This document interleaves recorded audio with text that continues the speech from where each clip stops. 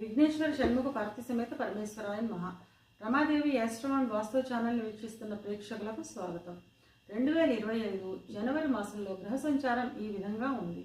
రవి ధనురాశిలో సంచారం చేస్తూ 14వ తేదీన మకరంలోకి ప్రవేశిస్తాడు. కర్కాటకంలో వక్ర సంచారం చేస్తున్న కుజుడు 21వ తేదీన మిథునంలోకి ప్రవేశిస్తాడు.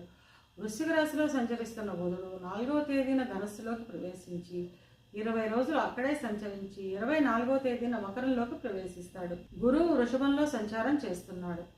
కుంభంలో సంచరిస్తున్న శుక్రుడు 28వ తేదీన మీనంలోకి ప్రవేశిస్తాడు. శని కుంభంలో సంచారం చేస్తున్నాడు. రాహు మీనంలోను, కేతువు కన్యలోను సంచారం చేస్తున్నారు.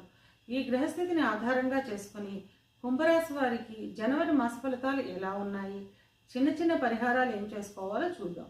ధనిష్ట 3, 4 పాదాలు, శతభిషం 1, 2, 3, 4 పాదాలు, పూర్వభాద్ర 1, 2, 3 పాదాలు కలిపి కుంభరాశిలో ఉంటాయి. కుంభరాశి అధిపతి శని. కుంభరాశి వారికి నెల మంచి ఫలితాలు ఉంటాయి. ధన ఆదాయం బాగుంటుంది. కుటుంబంతో ఆనందంగా ఆహ్లాదంగా గడుపుతారు. బద్ధకం, అలసత్వం అధికంగా ఉంటుంది. ఇక విద్యార్థుల విషయానికి వస్తే విద్యార్థులకు చాలా మంచి సమయంగా చెప్పవచ్చు. కష్టానికి మించిన ఫలితం ఉంటుంది. పోటీ పరీక్షల్లో మంచి ర్యాంకులను సాధిస్తారు. విదేశాలకు వెళ్లే విద్యార్థులకు ఈ మాసం మంచి అవకాశాలు, ఫలితాలు ఉంటాయి. ఉద్యోగం కోసం ఎదురు చూసే వారికి ఈ మాసం మొదటి భాగంలో ఉద్యోగం వచ్చే అవకాశం ఉంటుంది. ఉద్యోగం చేస్తున్న వారు కష్టపడి పనిచేస్తారు. పై అధికారుల గుర్తింపు లభిస్తుంది. మీ మాటకు విలువ లభిస్తుంది. సహోద్యోగులతో గౌరవింపబడతారు. ఇక వ్యాపారస్తుల విషయానికి వస్తే వ్యాపారస్తులకు మొదటి 2 వారాలు చాలా లాభదాయకంగా ఉంటుంది. రావు అనుకుని వదిలేసిన బాకీలు ఈ మాసం వసూలయ్యే అవకాశం ఉంటుంది.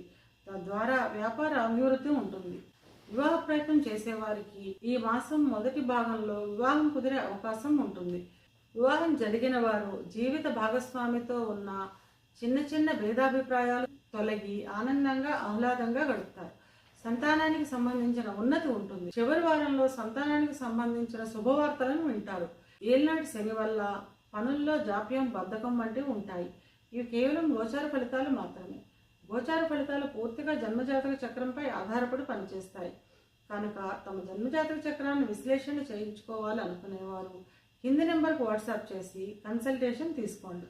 కుంభరాశి వారు అనుకూలతను పెంచుకోవడానికి, ప్రతికూలతను తగ్గించుకోవడానికి మంగళవారం రోజున సుబ్రహ్మణ్యేశ్వర స్వామికి అభిషేకం చేయించడం ద్వారా అంతా మంచిగా జరుగుతుంది.